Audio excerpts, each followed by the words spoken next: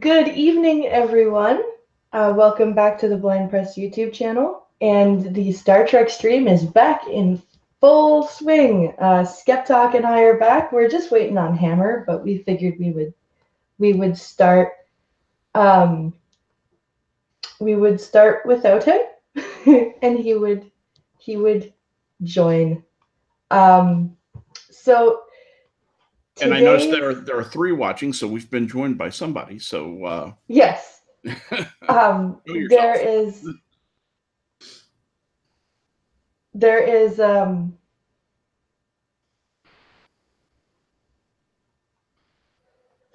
Hold on, sorry, I'm just answering a text message. Okay. Um,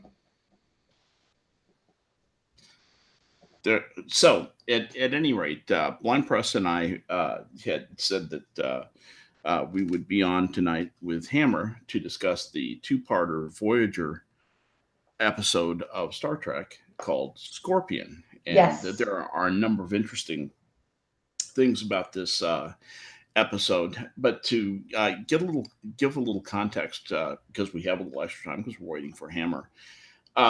We remember from previous Star Trek stream lore that Skep Tock is not as well versed in Voyager as he is in some of the original series, certainly, and also the Next Generation. Hmm. So this has been a an awakening for me of getting more familiar. I've probably seen two-thirds of Voyager, so I don't really qualify for nerdhood, a nerd merit badge in Voyager, but we still think it might be interesting and entertaining to and introduce me to it because I'm certainly fully qualified in nerdhood for original series and I think also Next Generation. So it so these things are some of these episodes are being watched by me for the first time. I had actually seen part of Scorpion. I realize Mm. now that I had seen the second part of Scorpion, but had not really understood it other than being vaguely aware that Okay. the Borg creature is who becomes the fan favorite character later on Yeah. of Seven of Nine. And so, uh, but I watched it today, and certainly have a number of opinions. And it's interesting as I formulate my opinions about Captain Janeway and Chakotay and Tubok and all the other people in the ensemble. I they change a lot based on these very profound episodes, and I think this one is a great example of that. This was Yeah. very profound and a lot of stuff going on with it. What do you think? It's one of my favorite two-parters of the series. Really? Um, Scorpion. It's funny because What do you like about it? What do you like about Scorpion I so much? like everything about it. I like the sheer almost impossibility of the task ahead of them. Do you mean The cooperation with the Borg, or cool. Well, first of all, they think, okay, shit, we've reached Borg space, right? So right? first, Exactly. first we think, okay. Well, we don't know what to think at first because the very first scene is the Borg getting the shit stomped out of them Right. by some unknown alien species, Which doesn't happen every day. which never happens, at least as far as we know in canon. Either you avoid the Borg by hiding from them or you're fucked, Right. basically. Um, so to see that, um, you start and you go, holy shit, right? Who Right. is this alien race, and is Voyager going to meet them? But then so at first, they're like, okay, we're gonna hit Borg space, and you're like, okay, this is gonna be intriguing. How are they gonna get through Borg space without being assimilated? Right. And then and then they find this corridor that seems completely devoid of Borg, and they're like, oh, well, cool, Yeah. right? So you're like, okay, A Borg free so zone. they've eliminated the threat for now. How is this going to keep the episode going, right? Yeah. And then so it just sets up like, okay, we found a safe passage through Borg space. Why did we find a safe passage through Borg space?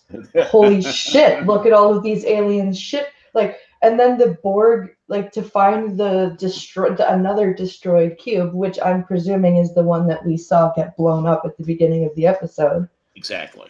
Um, that was my take also. You're like, oh, okay, so Voyager has discovered the Borg are vulnerable to something. And then you find these ridiculous ships that nobody's ever seen before. And you're like, all right then. So as Paris says, a species that can destroy the Borg, like that's all he says. And and that's all that needs to be said, right? Because you're just like, wow, right? And then when you get onto the Borg cube and they run into 8472, which is what you find out is what they're called later, because they basically take the Borg to Data Core, right? And figure out who they're up against.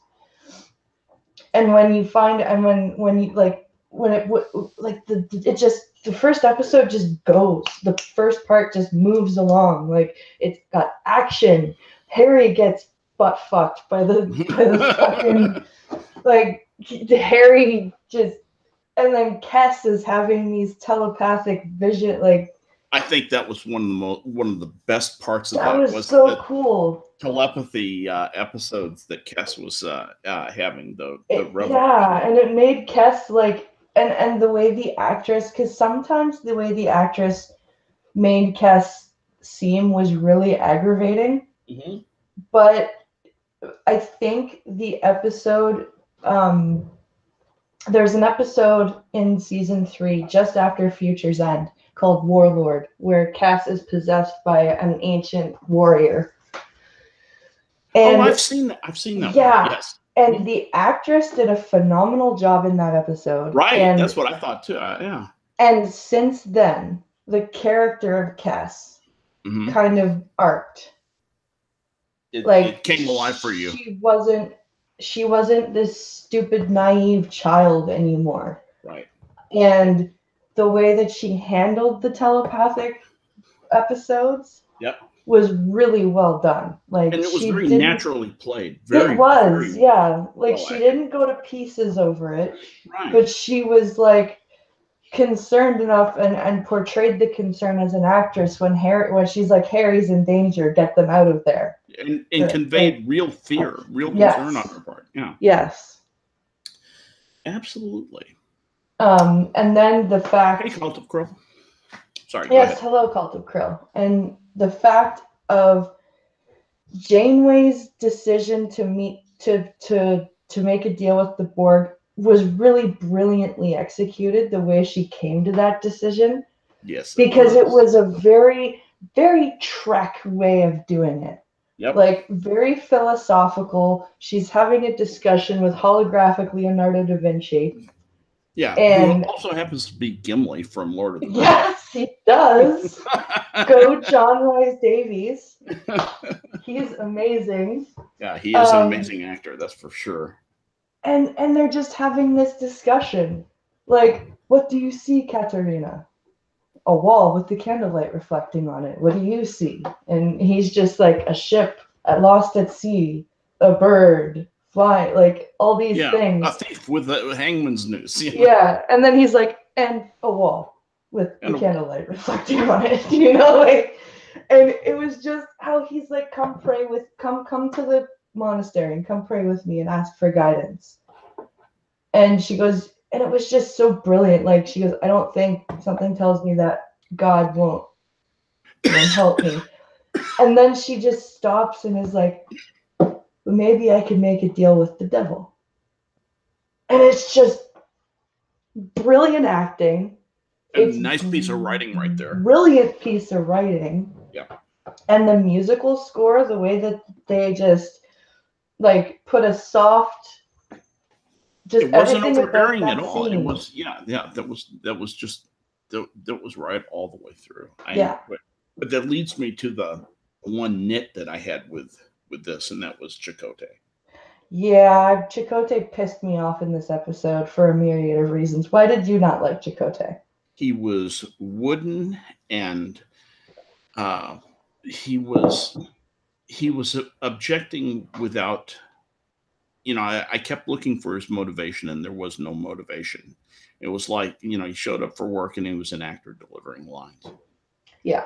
He just and the other thing is, I think the writing failed him. To be fair to the actor, I think the writing for his part, as good as it was in other places, he wasn't told to say the right things. He could have had a much more interesting part, but it's like they just said, now, he's just going to be a foil, and he's just a setup for Janeway, and And that's the it. way that they had to make, the way that they turned him into almost a caricature of a Native American in that episode, Yes, like, absolutely. did they have to have him object to this plan by having him tell a stupid fox and scorpion Yes, Native and American myth?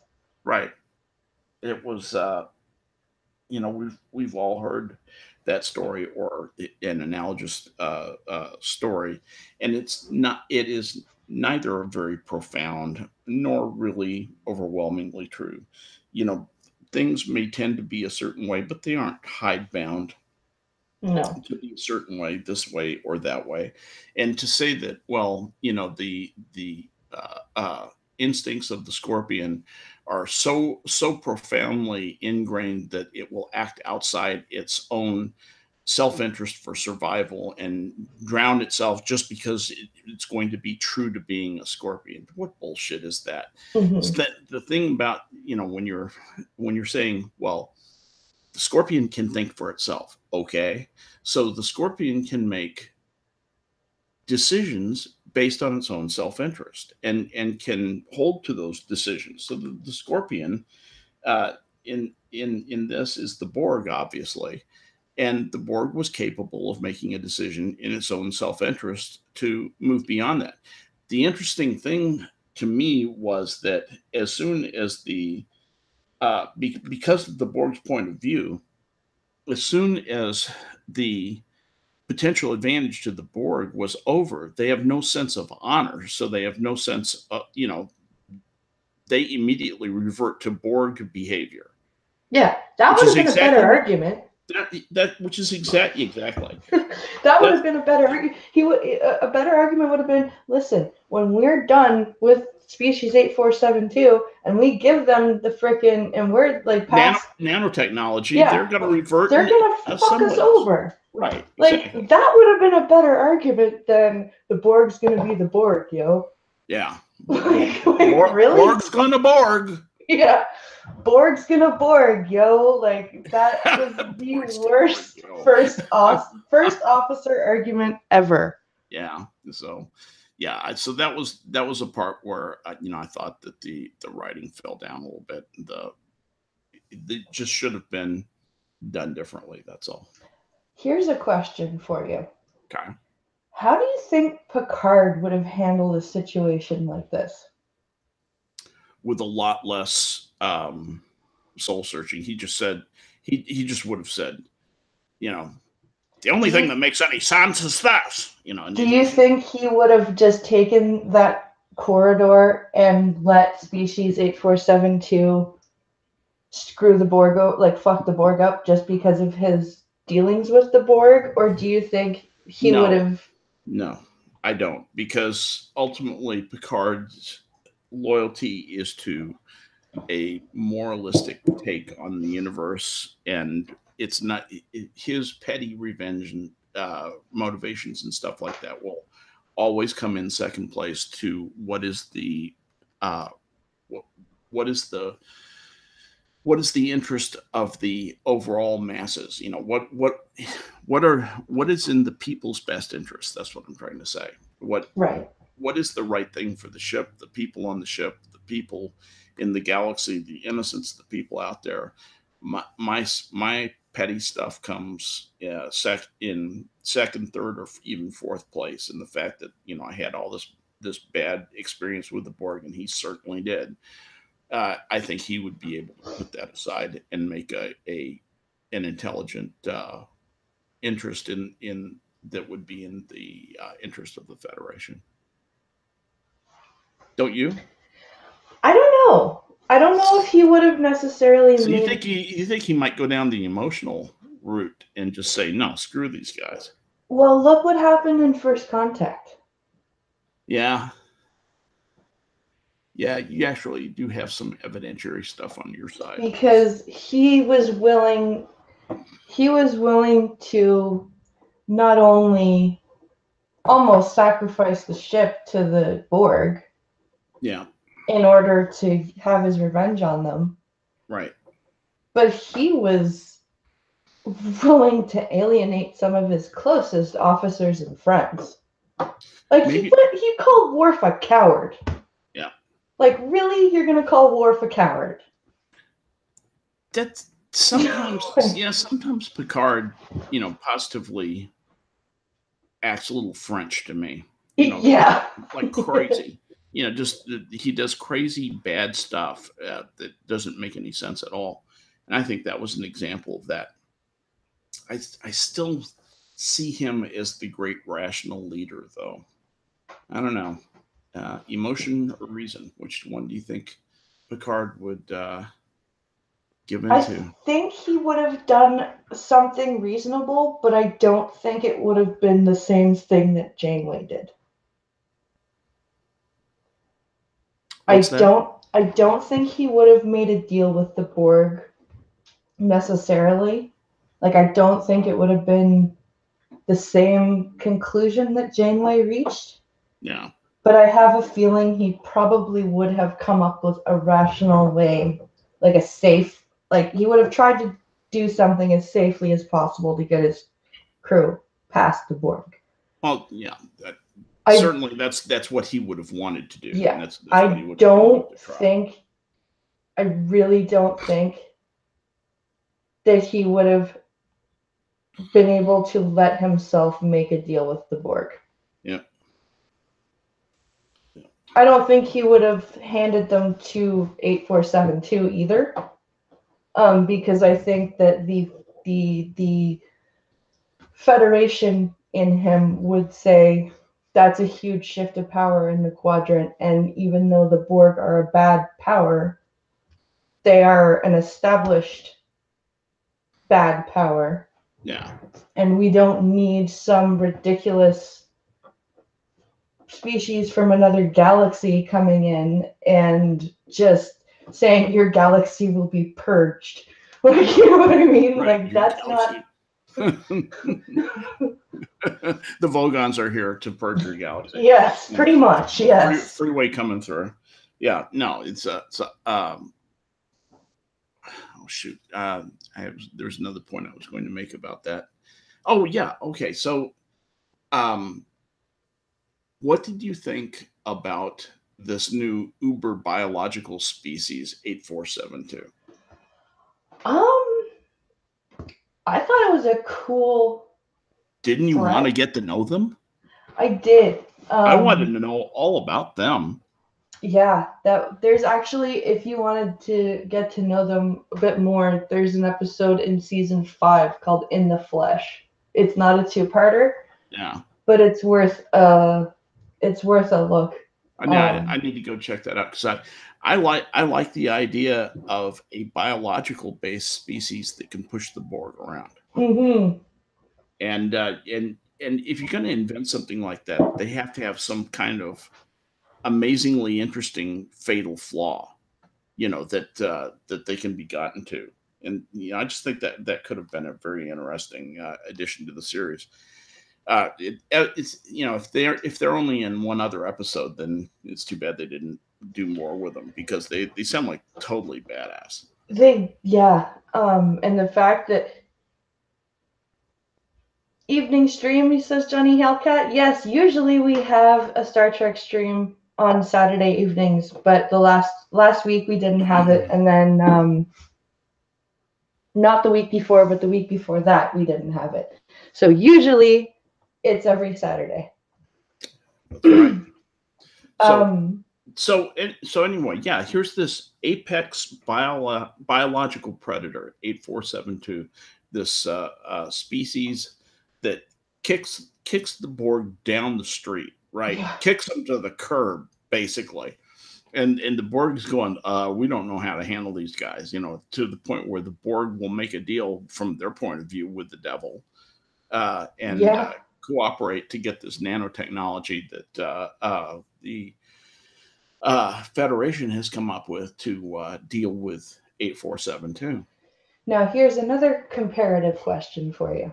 Yeah, Do you think Dr. Crusher would have been able to figure out how to reprogram the nanoprobes like Doc did and as fast as Doc did it? not a chance. Not one chance in hell. Beverly Crusher was not, to me, was not written that way. To this is what was in the holographic doctor's wheelhouse. Yeah. This is his stuff. Highest of high tech and so forth. Beverly Crusher would be able to figure out some interesting psychological thing Yeah. that could make the story turn differently, but she wouldn't do it with biochemistry, in my opinion. I think that she probably, I would agree with you. Had her annoying save the day kid been there with her, she might have had a chance. Yeah, Um, if I'd been on the writing staff, Wesley Crusher would have had a very nice memorial after the one series that he was in. He would I would have killed him. yeah. You probably would have had Lore kill him Yeah, in that first episode, the first all the way episode. back in season 1, where the fucking 15-year-old was like, "I don't think that's Data," and everyone was like, "Shut up, Wesley!" Like, come on. Oh, that was annoying. Um, Wesley, oh, what an irritating little shit. I mean, don't get me started. Anyway, let's not go. Let's not go down that um, road. so, what do you think about the tactic of? Do you think when Janeway asked for one representative instead of being assimilated, do you think she went into the Borg cube with the idea that they may try and do that, or do you think that because of all of the reading she had been doing on the Borg and on the different captains' encounters with the Borg, do you think it was like a spur of the moment, hey, wait a minute, what about Locutus thing? Or do you think that she had an idea that she might have to pull that out of her sleeve? I have no idea, and I'll tell you that when she goes in and says, I want a single unit to deal with, I kind of went, wait a minute, what's her motivation for doing that? And I felt very inadequate as Hmm. far as my understanding of what her uh, what her dealings with the Borg previously had been. That's where I fall down a little bit, not being familiar enough with her character and its dealings with the Borg and how it feels about that. What do you think about that? You're a better source than I am on this. I think that she um, probably because of all of the studying that she had done when she had decided to make the deal with the Borg, You know? that she had an inkling that they would most likely attempt assimilation to either extract the information they want or to genuinely work faster. Um, they said it was to improve communication, and that they were like, "Do not be alarmed, it can be easily removed." And she's like, "Yeah, I don't care." Yeah, Right, right, like, exactly. And that's going to happen right now. yeah, you remove the transceiver or the deal's off, right? Right, Like, exactly. um and I think that she had a feeling going in that that she might have to do that, because if you look at most canon, Star Trek canon, when humans come into contact with the Borg, even the most seasoned um, officer, when faced with the threat of assimilation, kind of goes to pieces if it's like an unprepared, like if you don't go in there going, okay, I may possibly be Borg by the time I'm done, Yeah. you're gonna go to pieces. Um, it's the kind of thing that would put pressure on you. Yeah, I mean, is that worse than death? A living death in which you lose your individuation. You know, I would say so. you're not an individual anymore. You're still horrifyingly alive. You're still conscious of what you're conscious of. You can still remember the things that you can remember, but you're walking in this horrible dream where there's no you anymore. There's the memory of things that were you that are running around inside a we, Yeah. and there's you you know you have no self will anymore. You cannot make objectives for yourself. You're just constantly enslaved to this thing that all the other yous that are imprisoned inside this thing are enslaved to. Oh, no. And Feel well, me, what was feel it? me, What feel was me. it? What was it? Picard had said in the episode right after Best of Both Worlds to his brother, "They used me and I couldn't stop them. I wasn't strong enough." Yes, yes, that's right. Um, it's an interesting thing that you realize that the concept of Borg was a totally stolen idea, Hmm. a completely stolen idea. It came from a book called Methuselah's Children by Robert A. Heinlein, and it was written in, I'm going to say, the early 60s, maybe mid 1960s. Hmm. And in the course of this, essentially a group of people who are called the long-lived Howard families, they call them, and it's just a bunch of people who are genetically predisposed to live for hundreds and hundreds of years. You know, and so they're like regular people in all other respects, other than the fact that they tend to be beautiful, tall, redheaded, and they live for 300 years.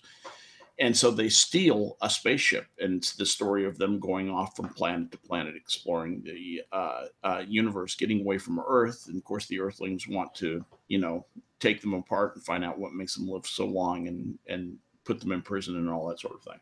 Yeah. So, in one of the planet, this story does have a point. I'm getting there.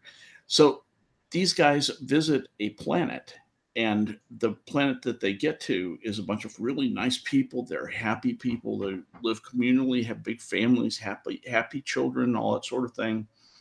And they just can't believe, it's like they've found utopia. It's really good folks. They're humanoid. They invite them, say, you're welcome to settle down. We'd love to have you here. We'll even set aside land if you want to live apart from us, or you can live with us, or whatever. And then they realize that all these people are in a group consciousness. Hmm. They are all Borg. Weird. And that's the lure, is the happiness and the goodness and all that stuff, because they want new souls uh, uh, in this group consciousness thing. And one of the stars of the book remains behind. She's so taken by this, she thinks it would be great. And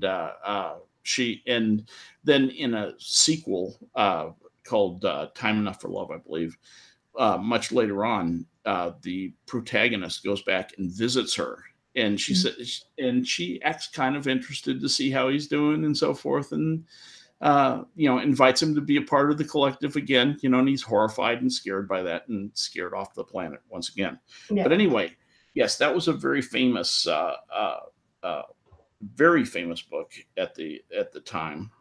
Methuselah's Children. It was an award-winning science fiction book, and it's well known that the concept of the Borg owes its concept and execution, part of its execution, uh, in in part to Robert A. Heinlein and the idea of this composite mind on this on this planet.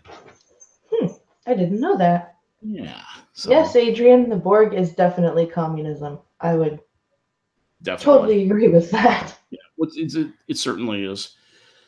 You know, if communism worked, it would. That's what it would be like if communism actually operated. But communism doesn't work that well. So See, but would you call it working if you have to jam technological implants into people's skulls in order to make it of course, freaking work? the party is doing it for your own good. You are now happy.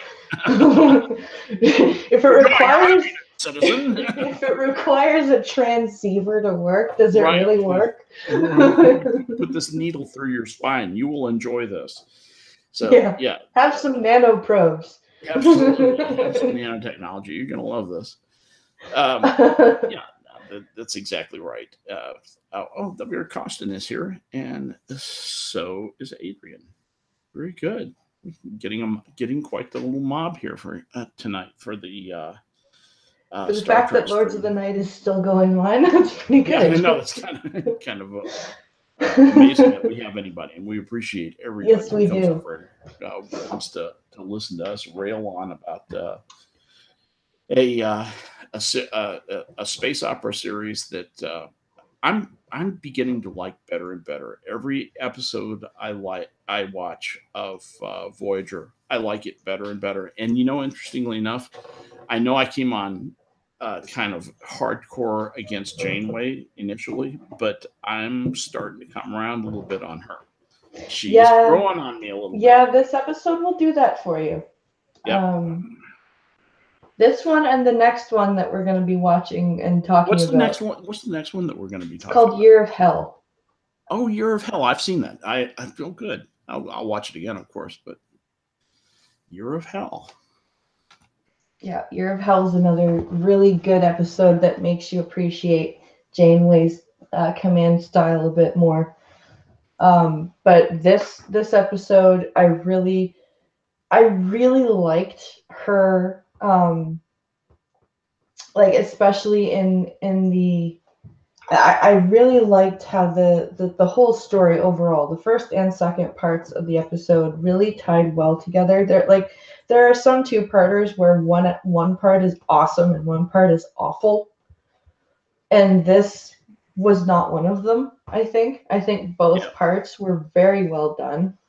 Yep. I think the setup in the first part for the problems in the second part was really well done.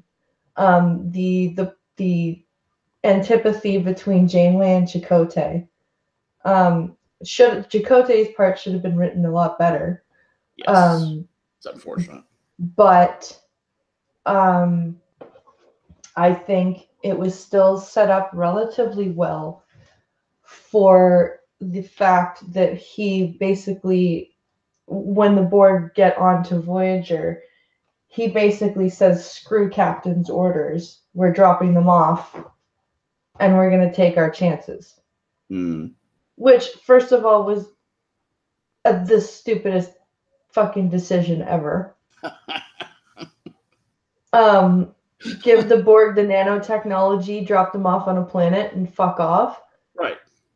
What could possibly go wrong? That's like going, you know what? This $500,000 from this loan shark was great, but I don't want to repay it. Right. So I'm not going to. Yeah. That's what that is. Just, that's exactly what that is. Man. And I think that he probably could have done a better job in portray, like that little scene where he's going and he's apologizing to Janeway when she's unconscious. I think I agree with you that he was very wooden. Yes. In that performance. Yep, he was just reading the words. Whereas Janeway was like when she woke up and the doctor's like, I'm gonna go over here computer, deactivate medical. You can tell even Doc was like, okay, Chakotay, you're done, dude. You're done. And I'm out of here. Yeah, I'm gonna deactivate. Yeah, I'm gonna deactivate myself, and you kids have fun. Yeah, and it was just the way that she portrayed it, where she's like, she didn't yell at him, like, no. And you would expect a captain to be like, what the hell, right? Yeah. And all she goes is, doctor told me what happened, but he couldn't tell me what I wanted to know, which was why. Right. Just why? Like why? And just the disappointment in her first officer was really well portrayed by Kate Mulgrew, I think. Extremely well portrayed. The thing that I kept not being able to get over, I'm so glad you said that way, it was that for a second officer, or a first officer rather, to make that bad a judgment call is it's just mind blowing. Yeah. That's the sort of thing that you get relief for cause for in the Yeah. Navy. No I fool. think had they been in the Alpha Quadrant, he probably would have lost his commission, and he probably would have been court-martialed for that. Yeah, he certainly would have been up in front of a review board, saying, do you know that what you did was so irresponsible as to essentially be conduct unbecoming an officer. Yeah. I mean, not conduct. That's not conduct unbecoming, actually. But what that it would is like a depraved indifference to doing your duty. Yeah. You're not allowed to disagree with your senior management. The senior officers to the point where you can just take off and do whatever you want to do. Yeah, when That your captain is incapacitated, you don't get to go, well, guess what, fucker? No. Yeah, we're gonna turn this ship completely around. Yeah. No. You don't get to do that. You is essentially there's a principle that well honored since the time of John Paul Jones, and since the 1700s, even before that. Yeah. Where you basically are going to say to yourself, what would the captain do? What were the captain's intentions? How can I further what he wanted to do? Mm-hmm. And in a battle situation where you're going along and suddenly the captain gets shot through the face and he's not around anymore, you have to be able to continue to do that. And if the executive officer says all of a sudden, well, I'm going to do something completely different, and you've got 7 or 8 other ships in your convoy and they're expecting you to do A and you do B because you just feel like it, and you always disagreed with the captain about A anyway. Yeah. And that's what was going on here. Do you think and what do you think about the other officers? Because they had no choice. Yeah, right? Like they when were kind of pussycats about it. I mean, Chakotay says, we're going to do this. We're going to I don't Kim, understand. find a planet with an oxygen, find a class M planet. Kim should have been like, sir. Yeah. What about what Captain, I'm under orders from Captain, are you countermanding those orders? Yeah. And then actually, Harry probably wouldn't have. Tom, they should have had Tom do that. Tom or Harry or actually anybody with the commission, if you're confronted with an illegal order, and that's basically in your opinion, if it's an illegal order, if it countermands, what is in the interest of the Navy, the Federation, or in my case, the Navy of the United States, you have an obligation to not carry that order out. You never are obligated to carry out an illegal order, and I'm not sure that he crossed that line, but boy, it was pretty close. It looked like a direct contravention of the captain's standing orders. Well, he got himself relieved of duty. Yep.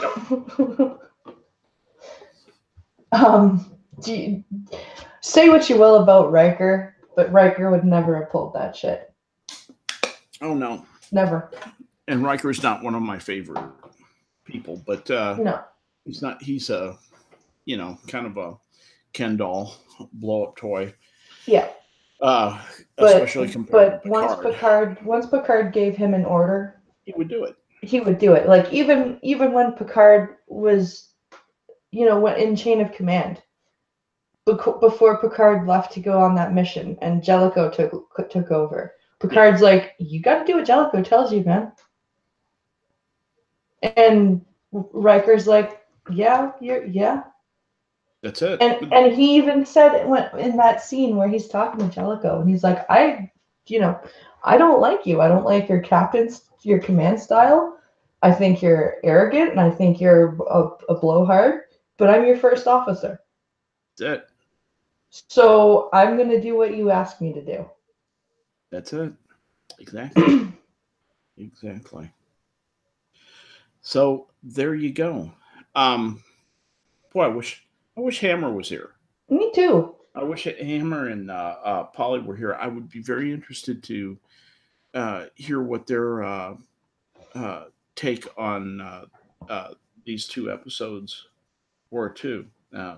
I don't know why Hammer's not here. I thought he was going to be here.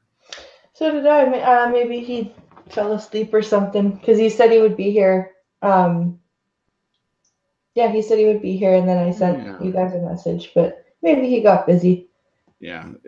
I guess it happens, but in any case, I'm sure glad that I watched it. I'm not sure that we have a lot more to say about the episode. I think we both liked it. We both kind of tended to like the same things about it, and have reservations about the same things. I think that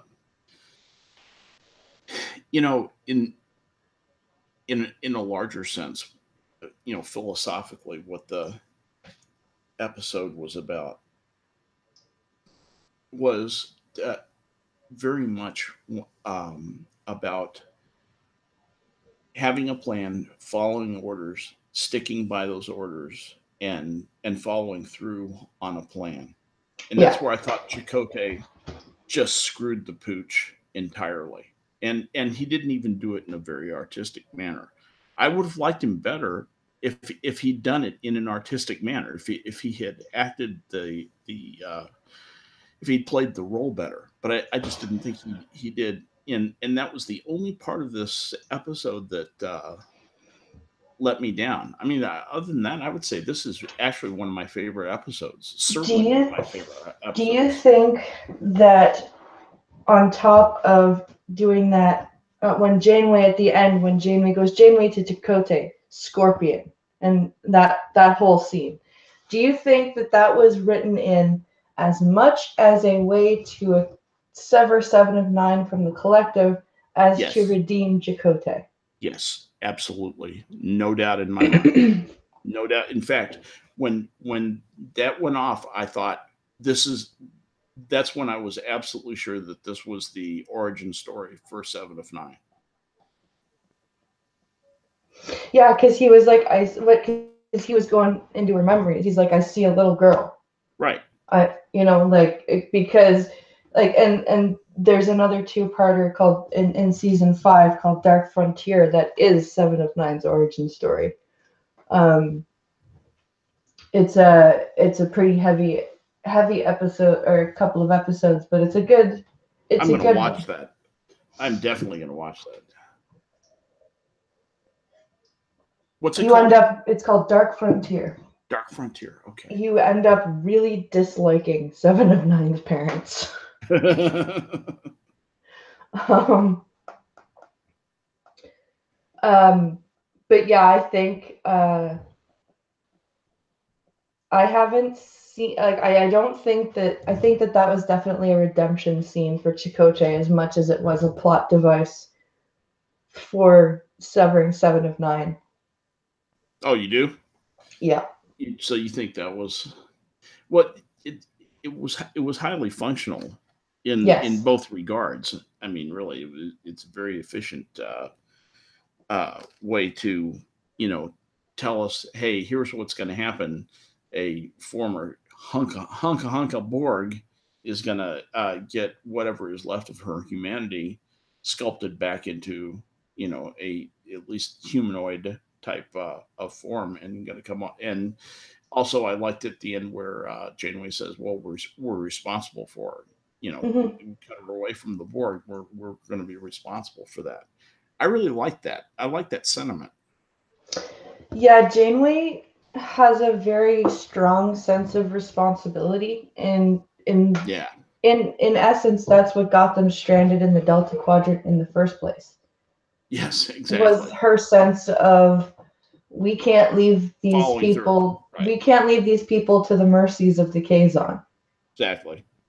Um, and that's why the array was destroyed, because she knew um, the caretaker was gonna die and the Ocampo were gonna be screwed. Right. Um, so I think that was her sense of responsibility that did that. Yeah. She's going to be a cat lady after she retires. She won't be able to not take in cats. You don't think she'll go back to dogs? It could be dogs too.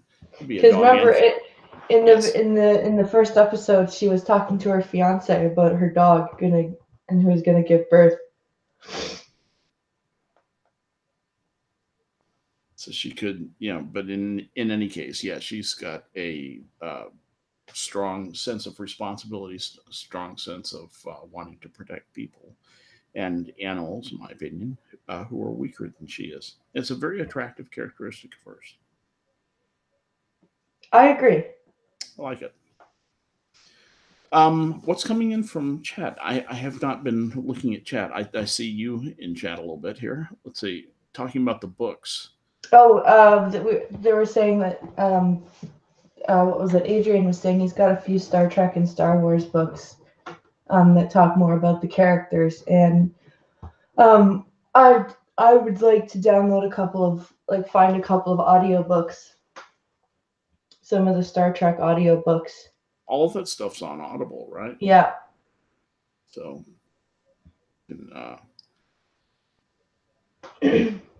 Star Wars is based on Dune. That's interesting. Yeah, I watched I think about 40 minutes of it with Pincalo last week. I have to finish watching it. Oh, Patrick watching. Stewart's in Dune. Oh, the new Dune. Or I you're believe talking about David Lynch's Dune?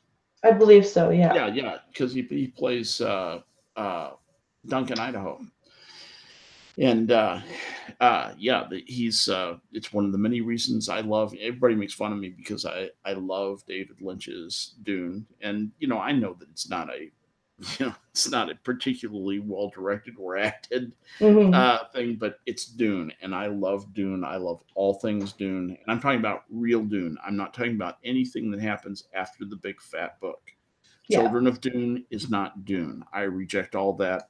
These guys talk about what is Dune canon, what is not. Hmm. I'll tell you, it's very easy. There's one book, Dune. That's canon. That's the canon. Period. Dot. End of it.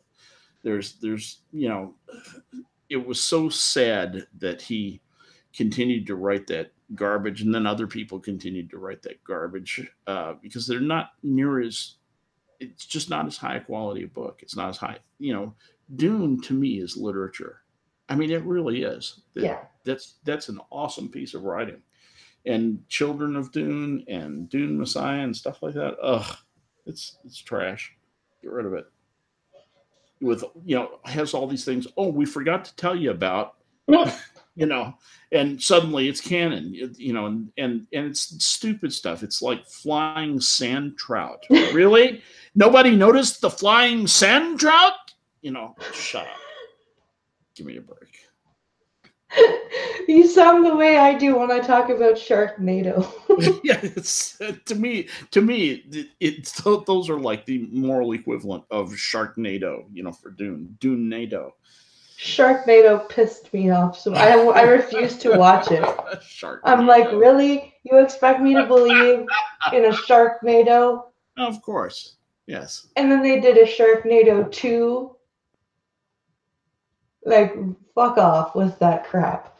You do get fishnado at sea, believe it or not. Yeah, I would believe that. Occasionally on a front line meaning two weather fronts are coming Yeah. together, and you get circular winds, and they whip up the surface of the sea, and you'll see fish and even octopus and stuff, and even some pretty large fish would get whipped up in the air. But it doesn't last very long. It's real brief. It's real strange to see. I've never seen one live, but I've seen them on tape. I've seen tape of them. Not a big deal. I bet the fish just love that. Well, for them, it's like suffocating. It's like Yeah, I know, your right? head held underwater. It's not cool as far as they're concerned. But um, anyway, yeah, Sharknado. That's so that Children of Dune and Dune Messiah are like Sharknado for me. They're make about as much sense as that. But that's about it. I don't have anything else on. Oh, I wanted to ask you what you thought about fluidic space. What do you think about that idea? They didn't tell me. See, they say, well, it's a different dimensionality of space. Okay, well, what is it? Well, it's something where you're in space, but it's solid. So something else is occupying space at the same time, and that's what I couldn't get my brain around. Is that what your understanding of it is? I understood it as basically another galaxy. Um, It's kind of an extra dimensional realm filled yeah, with a form of organic fluid and containing no stars or anything else. Okay, yeah, the only thing that's in there is 8472. yeah, 8472 and anything that goes through fluidic space generates a pressure wave. So it's kind of like the old idea of ether. hmm, That was where all space was occupied by this stuff called ether. And so when you moved your hand through space, you would make a wave through the ether that could be, probably detected by something. yeah, And then it turned out, well, there's no such thing as ether. In fact, that's how they measured the speed of light initially. It's how Michelson and Morley were trying to measure the effect of ether. And what they found was there was no ether because there was no variance in the speed of light uh, right, they were that they were trying to measure. And but they in doing so, they actually accidentally they backed into it, measured the speed of light. It's kind of interesting how that huh? happened. Michelson Morley, very very interesting episode. And they thought, oh, we failed to detect ether, but we know it's there. We just failed to detect it. They thought that their experiment was a tremendous failure at the time and would go out down as one of the real advances of that part of the 18th century. Very interesting. Yeah, kind of little fun little science fact there. That um, let's see. Well, it's 11 or 10:57, and I don't know whether we have any more. I'm not sure that Hammer's going to come. I don't think so. I think he would have. I think he would have shown up by now. But I think we did a good job You and I always do a good job. in covering this show, this particular episode. We take on the tough ones and we handle it. No, um, I enjoy talking about this stuff with you, and so do I. Trek is thoroughly. always fun to talk about. Yeah, absolutely. We're going to be doing it a week from tonight, ladies and gentlemen. Correct. Yes. And we're that'll going to be Year of talking Hell. about Year of Hell. Year of Hell. Okay. Yeah, Very because good. that's episodes 8 and 9 of season 4. Okay. Excellent. Season 4 has two-parters in it. We've got the Year of Hell, which is next week, Yeah. and then the Killing Game, which is the week after that. All And right. that's another good two-parter. Season 4 is where it starts to get really good. Very good. Year of Hell. I can't wait to watch that. Yeah, it's going to be good. I think you'll enjoy it. I'm looking forward to it. And I just want to thank you guys for coming and listening to us. Like we just said, be sure to come back next Saturday at 10 p.m. for Year of Hell. Also, if you're around tomorrow night at 10 p.m., the Blind and the Special is moving back to this channel. So it will be back on the Blind Breast channel. We're going to keep the Blind and the Special as like a backup archive channel type of deal. And so Blind and Special is moving back tomorrow to Blind Press YouTube channel. And I think Pincalo and I might be talking about Bird Box because we actually are thinking of watching Bird Box just to see what it's like. Oh my God. Oh, geez. I know we could probably talk for 2 hours about how stupid Bird Box is. Well, we're gonna see how stupid Bird Box is. Yeah. Okay. I don't want to, poison it yet, but the idea of putting a blindfold on and then going through your day, other than as an instructive exercise of what people who are blind really have to deal with every day, is just A stupid. stupid idea. It's a stupid idea, and to the extent that it gets people killed, that's Dr. Darwin working in his workshop, doing important work, culling the human race. Good for him. Good for him. So come watch us tomorrow night as we talk about that and play some video games, and join Skep Tock and I on Monday morning for another coffee stream Absolutely. at 10 a.m. Eastern. So 9 Central. I hope everyone had a great night tonight, and hope the rest of your guys' weekend is good.